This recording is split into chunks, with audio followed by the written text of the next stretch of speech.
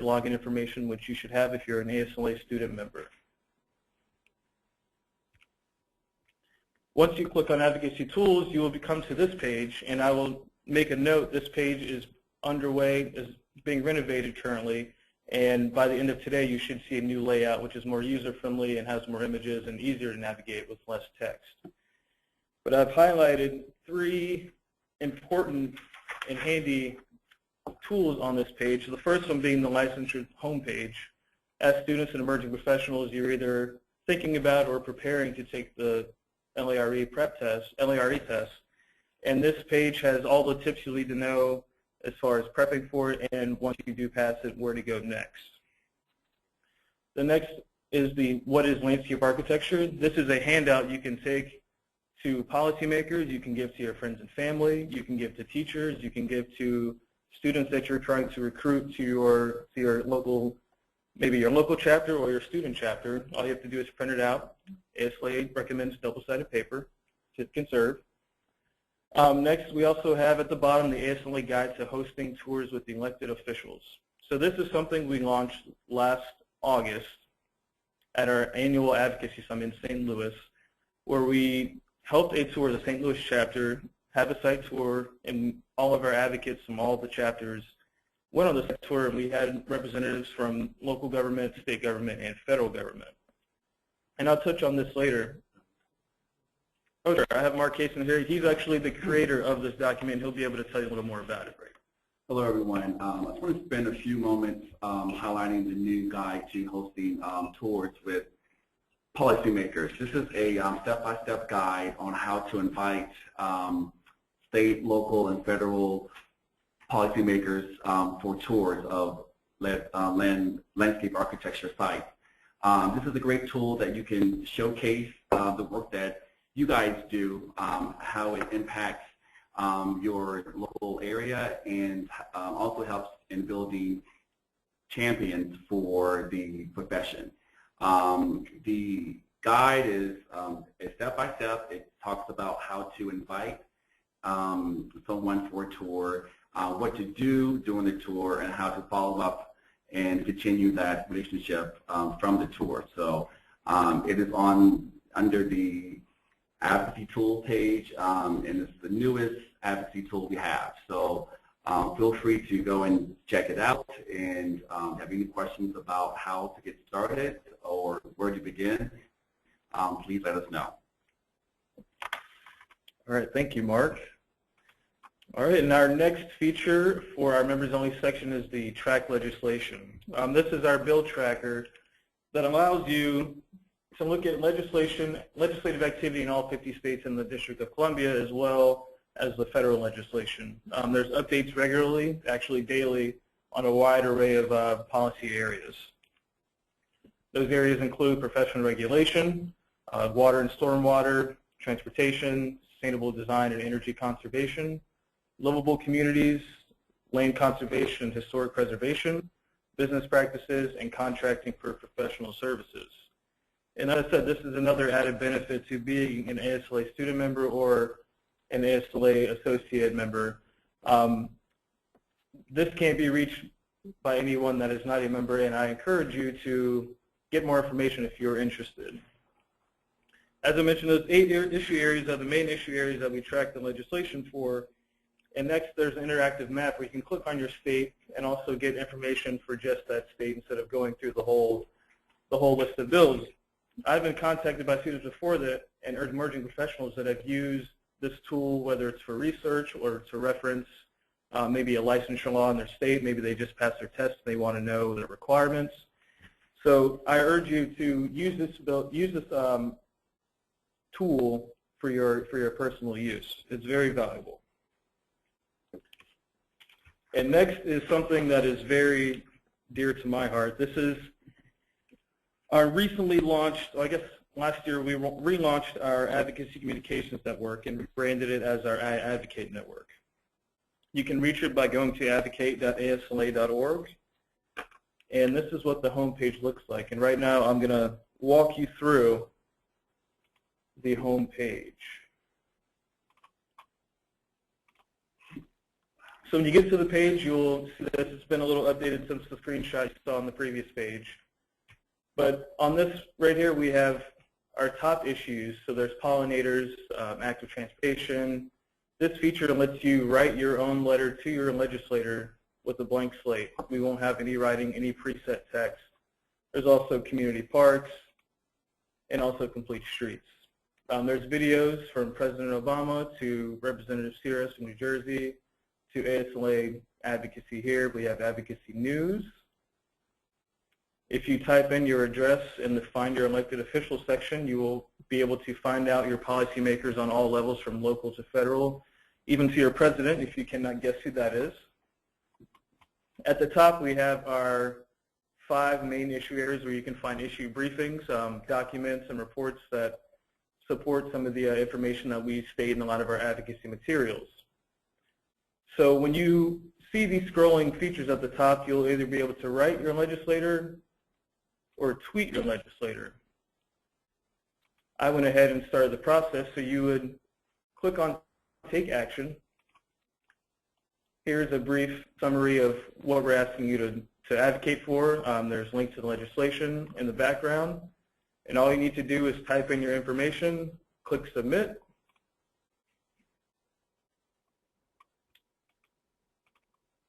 and that didn't work well. But once you fill out your information, there's one more step, and it pulls up your legislators that you're trying to reach. And all you have to do is click Send, and it'll send your email in 2 seconds.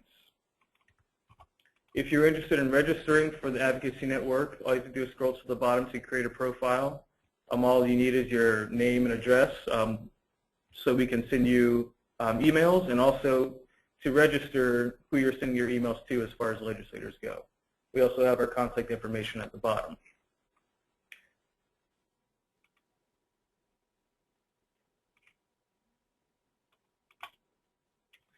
So as I said, the I Advocate Network can be used to tweet your legislators, to access multimedia related to landscape architecture and advocacy. You can write your policymakers. You can contact your government affairs team, track legislation, access issue briefs, see what's happening in the advocacy news world, and also find your legislators' info.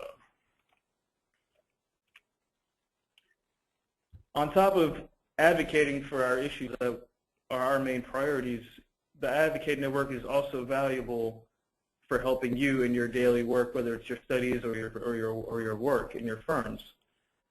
These are 3 reports that we've recently sent out. This first one is from Dangerous by Design 2014, which is a biannual report sent out by the National Complete Streets Coalition, which I mentioned ASLA is one of the steering committee members for. And this is to highlight the worst street policies in America and how they can be implemented. And ASLA has contributed many images and data to support the Complete Streets movement, which will alleviate many of these dangerous streets. The next is the Land and Water Conservation Fund, also known as LWCF. It had its 50th anniversary this past year, and it's responsible for funding a lot of conservation and urban park projects, which landscape architects have been luckily enough to receive the funds to implement those parks and design them. And lastly, on the right is a U.S. Access Board report, which has to do with playground surfaces. There are also free webinars that we send out through our advocacy partners, through coalitions, through the federal government, and through the state agencies. As I said, if you would like to sign up for the I Advocate Network, scroll to the bottom of advocate.asla.org and click Go, and you will have your profile set and you'll be good to go. So now that I've mentioned everything that we're advocating for, how can you get involved in our activities? ASLA's premier advocacy activity is Advocacy Day. Advocacy Day, we have all of our chapter presidents and trustees, as well as some students, come to headquarters in Washington, D.C., and we take them to the Hill so they can meet with their federal legislators in the Senate and the U.S. House of Representatives. But also, there are many state chapters that have advocacy days in the state chapters. If you would like to participate in either of these, we urge you to contact your local chapter to see if you're a student, if they can sponsor you, or if you're a member, an associate member or a full member, you can also tag on for a discounted cost. I would also suggest contacting your chapter for other advocacy activities. There are many chapters that have quarterly or twice a year advocacy events based on issues, whether it's complete streets or networking with another allied profession such as the planners or engineers or architects. The easiest way to get involved, as I mentioned before, is the iAdvocate network. All you have to do is type in the information and your spoon-fed advocacy news, resources, and opportunities to help promote landscape architecture.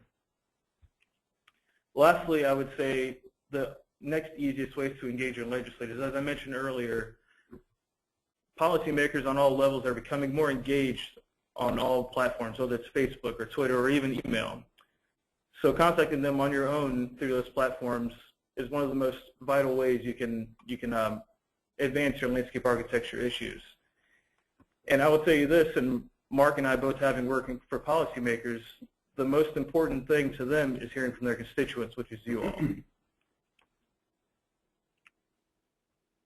And this again is the save the date for Advocacy Day. Again, if you're interested, please contact your local chapter to see if you can participate.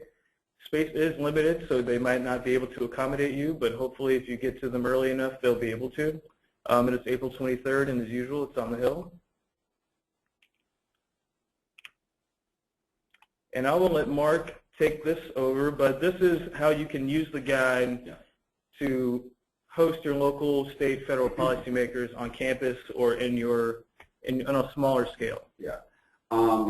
Going back to the guide here, this is a one-stop shop, step-by-step how-to, and it's a good resource that you can use to kind of showcase your work and some of those projects that you, your colleagues, your firms are working on. A lot of the policymakers like to see how those dollars are being spent. So you have a great opportunity to kind of educate them on the profession and how those dollars are being used in your community. So once again, this document is on the ASLA website under the Advocacy Tools and Resources. Feel free to access that and start to host those tours. If you have any questions regarding the process or how to get started, please feel free to reach out to myself or Leighton, and we'll get you started. All right, and the last tool you guys have, other than our advocacy team, is your ASLA National Student Rep, who is obviously Cameron Rodman. But the next student rep will also be your key to contacting the government affairs team and finding out how you all can get involved in the things that we're doing here at ASLA National in your state chapters. So I will bring Cameron back on, and we can start our question and answers portion. Leighton and Mark, I appreciate you guys taking the time to present today. That was great. You know, I will say I'll encourage everyone before we begin to check out the Advocacy Day. I had the opportunity to go this past year, and we'll be there again this year. And I think as a student, it was one of the more, I think, revealing activities that I've ever done or heard about to help get a good idea, one, about advocacy, but even just about the profession and how people interact with regards to licensure, with regards to funding for projects. I think advocacy is really good for helping students and professionals get a broad understanding of the type of table that we sit at with other professionals in government. So I would definitely encourage anyone who has the opportunity to attend that to go ahead and do so.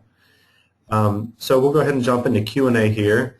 And Leighton, you can feel free to unmute everyone, or I guess I can here as well. So I see we have a few people. If you all have any questions that you'd like to say, please state your name first, and then the university that you attend or the firm that you represent. And feel free to self-mute if you don't have a question.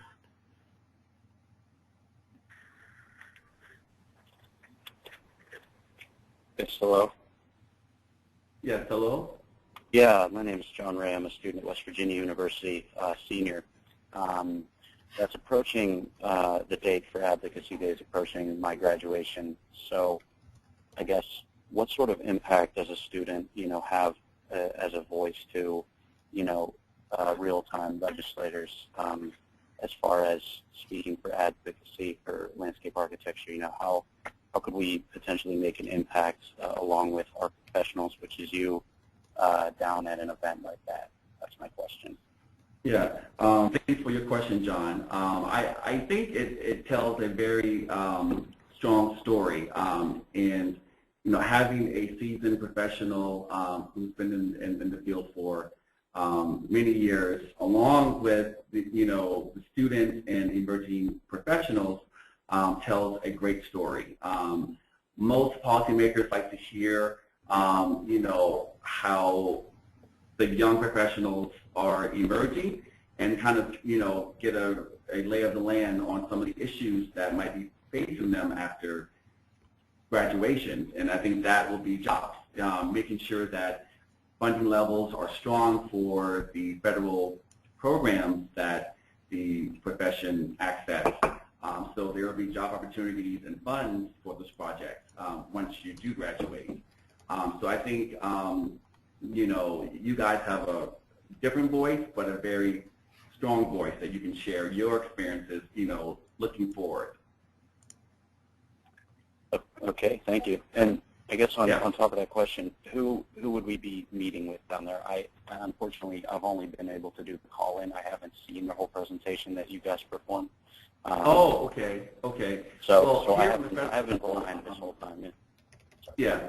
So John, on the federal level, you will meet with your House of Representatives rep and both of your senators. Are you from West Virginia? Or? No, I'm from Pennsylvania myself. Okay. We try to link everyone up with their representatives from their home area. So you'll meet with both of your senators from Pennsylvania and your House member, whoever district you reside in. Interesting.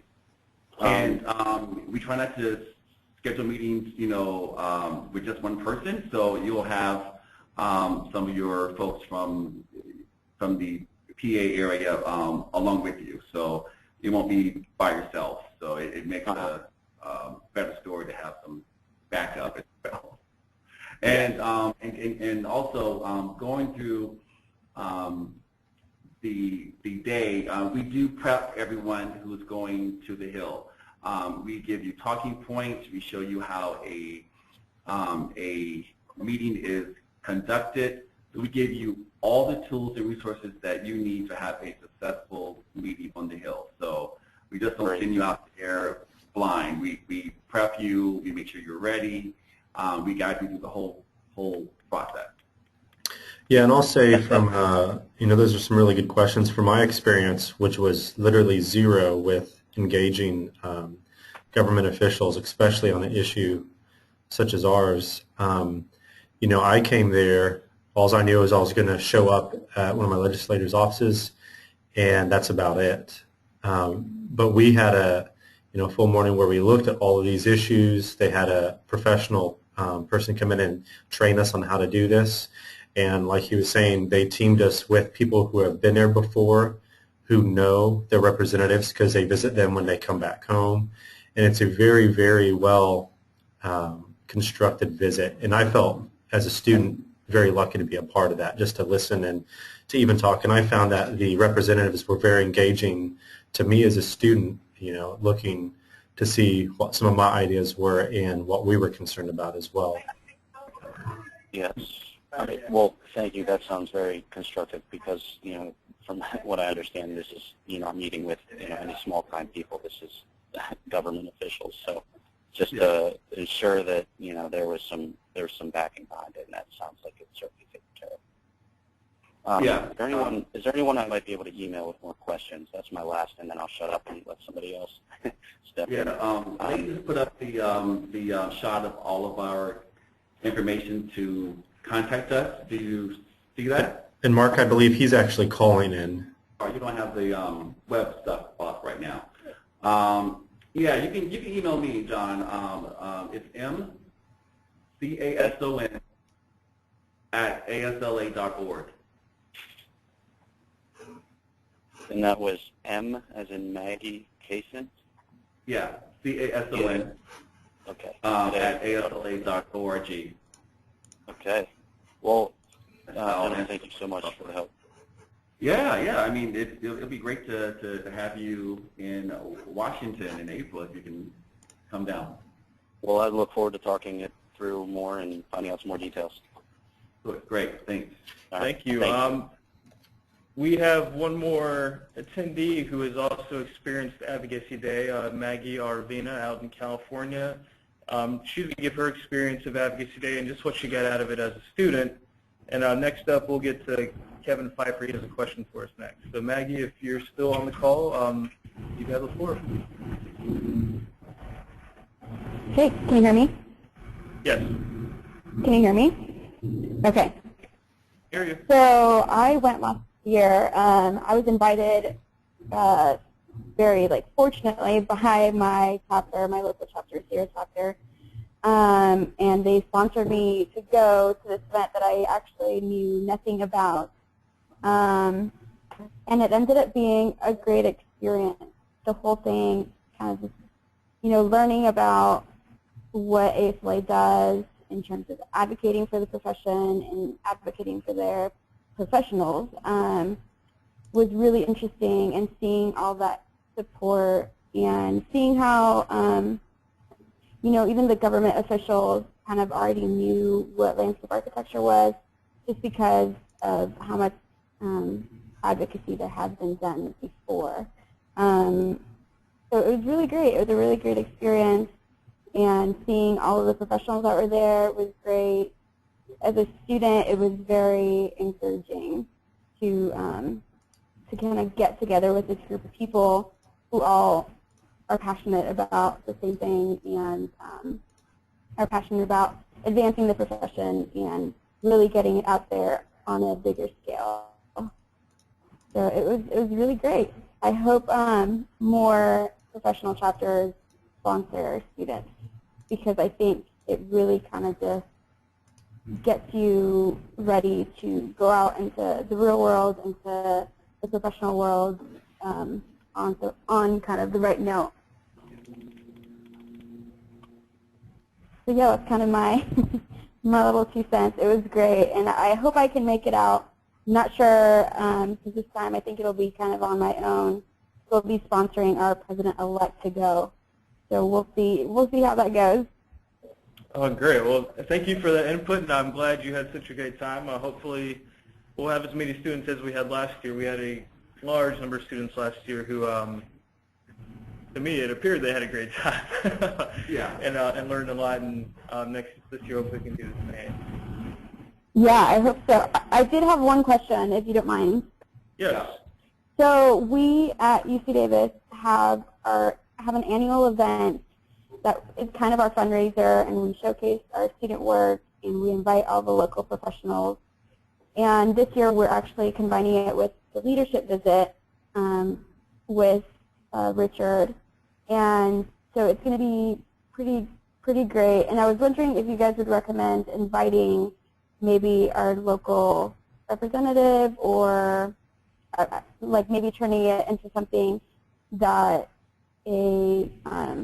that we can just invite maybe a politician to, if you think that would be something appropriate. I think that's a great idea. It would give you an opportunity to showcase the profession as a student and as all the professionals that are there for the event. If you need some help with just the initial steps of contacting, maybe who to contact and how to contact them, you can shoot myself or Mark an email. We'll be able to at least tell you the folks who you would contact if you go, and kind of give you the steps that we have in the guide, but a little more simple version, since you won't need to be doing any site touring or anything like that. Yeah, okay, that would be great. Thanks, Maggie. Melissa, I guess we have Kevin here next. I believe Kevin's at UGA. Kevin, do you want to come online, or if you don't, we'll just we'll read out your question here for you.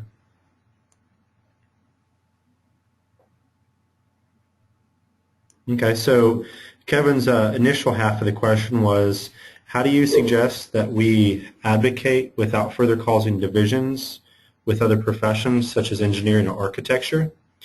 Do we need to divide ourselves from others in order to become a more distinct and known field? And to a follow-up, where asked for any specific topics, he says the core of the questions is how does he, as a student, present landscape architecture as a distinct, vital profession to others? He also often speaks to high schoolers and such other people and wants to engage state representatives as well. What main topics should he present and convey to them? All right.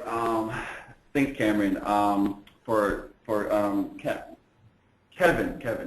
So, you know, I think this is probably one part of advocacy. This is the opportunity where you can showcase what landscape architecture is and what landscape architects do to distinguish yourselves from other allied professionals. You know, you take in, you know, projects to show. I know having those visuals is very helpful and impactful. So, you know, bringing in your iPad or some type of visuals kind of show, you know, what landscape architecture is and how that project impacts, you know, their community is very important. And I think that's a way to kind of separate your uniqueness from other allied professionals in the field. Yeah, and just to build off of that, when speaking to elected officials, which you said you have some experience in, it'd be best to know your audience, and by audience I mean political parties.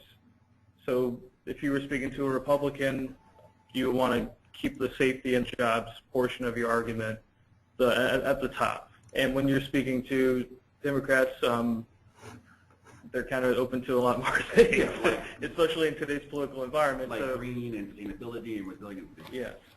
So sometimes you can mention both. It's not bad to mention both, but to start the argument, you want to get them interested in jobs, money, safety. Those are things that will generate money as opposed to spend money in their eyes.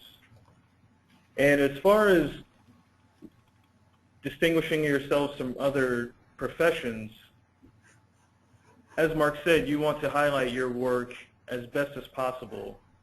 But instead of, we would never ask you to put down another profession, but a good way to say it is just tell what you do and let them know that these are things that engineers and architects or landscape designers or whoever else, these are things that they can do and you're best at doing. So by pointing that out, you distinguish yourself as being the sole provider of this service or this method of design. So that's the way I would target that, coupled with Mark's answer. Always show, whether it's a family member or a representative or a teacher, be able to show someone what you do and how it affects them, the health, safety, welfare. That's usually the link we go to. Having those pictures and images and examples are always the best route to go when showing how people have tangible benefits from the work you all do and hope to do. I hope that answered your question. Awesome. Looks like it does. I'll throw one in there for you guys. So you had made mention of site tours with government officials, local officials. Can you all give us an example of how that might look with a brief outline of the things you may talk about, site features that you may want to focus on, and how that can relate to what the government official wants to know about and how that can connect back to landscape architects? Yeah, I think you can kind of customize a tour and kind of make it, you know, its own. If you know of a policymaker who might be interested in parks, you might want to showcase a new park or a recently developed park and kind of highlight some of those landscape architecture features and components. You can talk about, how maybe the water features, how it, it helps with the stormwater issues, or the aesthetics of it. The sky is the limit, but I think the point is to kind of pull out some of those landscape architecture features in various sites. And as a side note, I mentioned we helped the St. Louis chapter with a site tour in St. Louis this past year, and one of the benefits was finding a site which was City Garden in the center of St. Louis, but it was also surrounded by recently developed complete streets projects, which were connected to the St. Louis Arts Grounds, which had another park near it. So if you can find multiple connections, whether it's connecting communities between maybe a greenway between parks that lead to a transit center, just a smaller radius but multiple benefits in that small area, that would be ideal. I know all sites don't have that benefit, but if you can connect more than one issue, whether it's the stormwater and the safety from the complete streets to the gardens in the park to the trees in the park, there are many ways you can address that head on and touch on all of your issues instead of just one at a time. Yeah.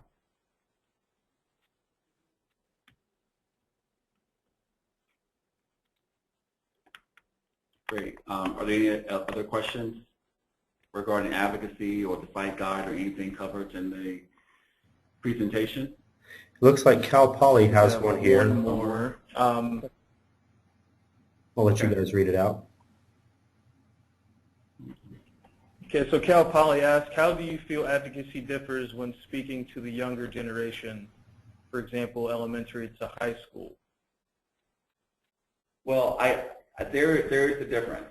I think advocacy is much more engaging policymakers, and the latter is more public education to other audiences, i.e. the high school or elementary groups. So there's a difference. I think advocacy has links to laws and policies, where public education is just more of awareness about something or issue. For our example, would probably be more for the profession. So there are two distinct parts.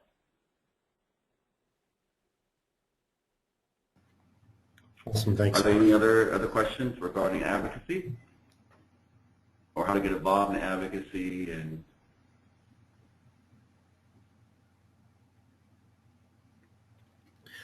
looks like that will wrap us up for today there. Mark, Layton, again, I appreciate you guys taking the opportunity to put together and join us for the presentation. It was definitely very helpful for a lot of us, and we look forward to posting it on our student Facebook website and on our YouTube channel.